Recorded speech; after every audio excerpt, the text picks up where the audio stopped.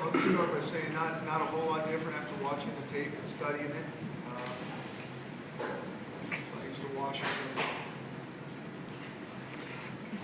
Washington did a good job. Like I said after the game, the quarterback played great. Overall, the staff did a really good job.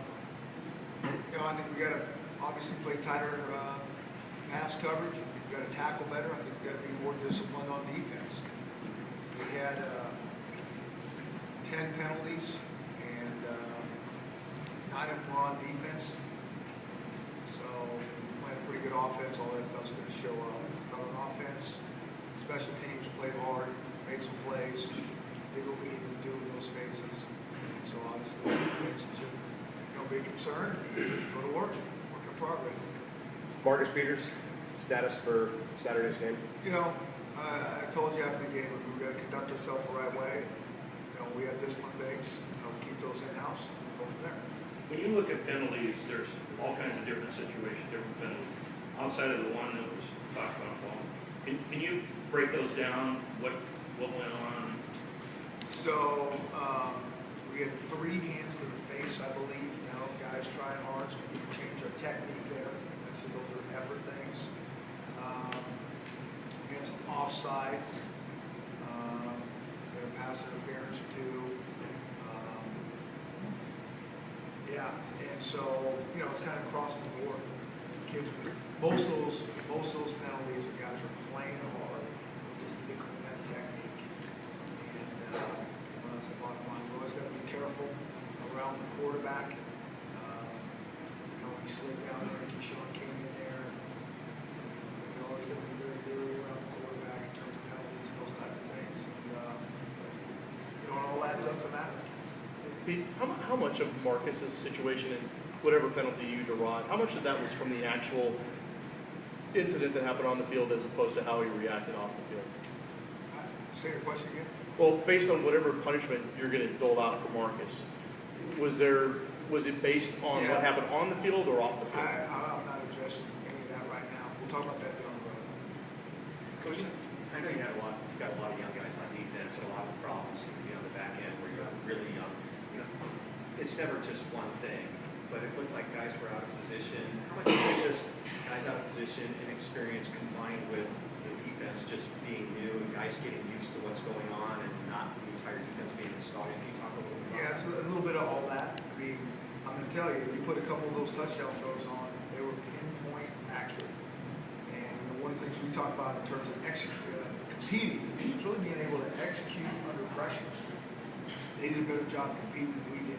Our guys were there on a couple of them, and he just put it where they needed. Those receivers made tremendous catches. Some of that's us being new. Some of that's us being young.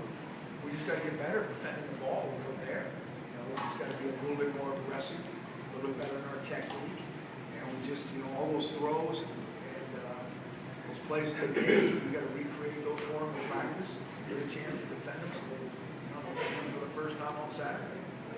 Are there things you can do, I'm not going to go into detail, are there things you can do with your defensive strategy and schemes to adjust to what you've experienced for 2 games? Well, we're always analyzing the heck out of that. What can we do as coaches to put our guys in the best position to make plays without question? And, we feel like we can't do any one thing. We certainly can't do a bunch of things to be a jack of all trades, master of none. I think that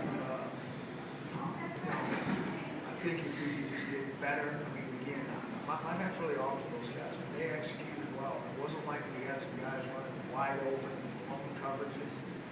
Guys were there. We just need to play tighter, a little bit better technique is really what it is. And I think it goes to the question that was asked earlier. It's the combination of being new, seeing some new schemes, new balls being thrown by different quarterbacks. It's all those little things. All the little things have to be a big thing. Any reason why Vernon Adams wasn't returning to bigger school? I'm just kind of curious because he sure looked good. He looked real good, and you see that all the time.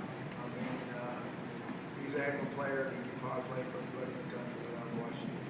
Coach, just based on Eastern in general, they've done very well against FBS teams the last few years. Is there just something about what they do and how they attack things that just works well for them? Well, I think they got a good scheme. I think, Yeah, it gives them a chance to, they're not gonna be that smash mouth team, pack the box and all those type of things. Are very multiple. They spread you out, create mismatches.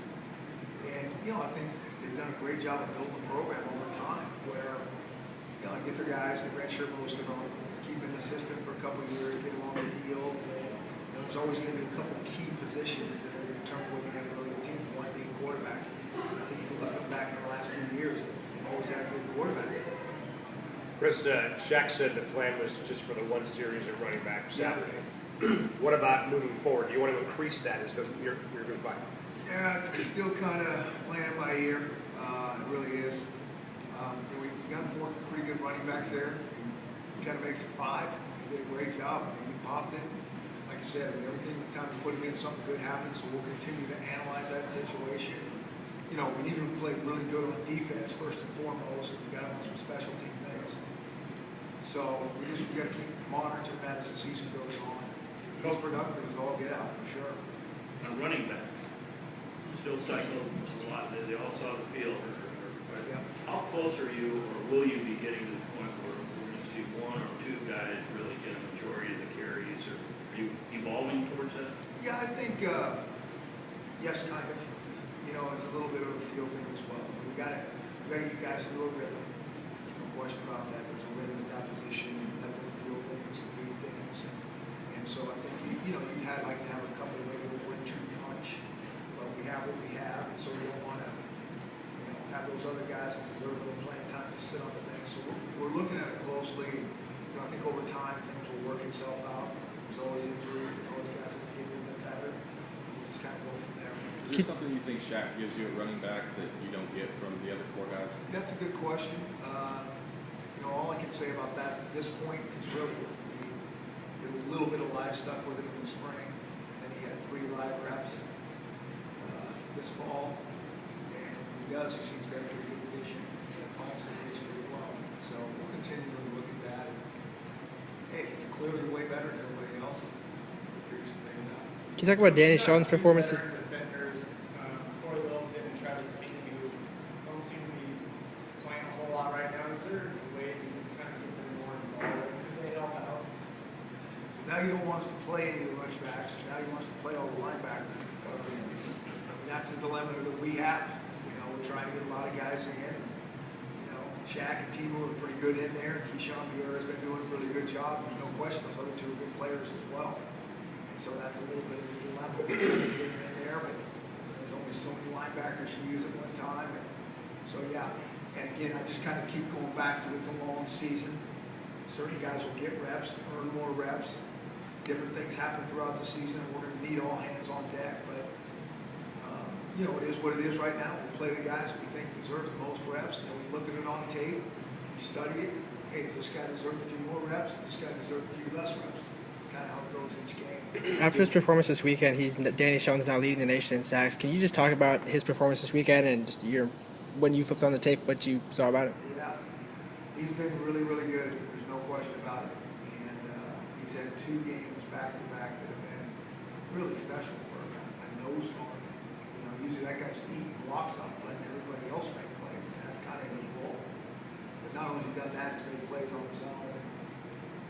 It's great to watch. I just really appreciate it. I said this before. I really appreciate when a senior like that really takes his game to that next level because it's really, really hard to do. Our young guys that are playing, they're going to get better. It's going to be 2 steps forward, 1 step back, but they're going to continue to progress and get better. And not all seniors can really take that next step. A lot of them are pretty detailed and dialed, and so to really show up at that next level, that's something special. I think people take that for granted, and I don't. And our hats off to how Danny's played the first 2 weeks.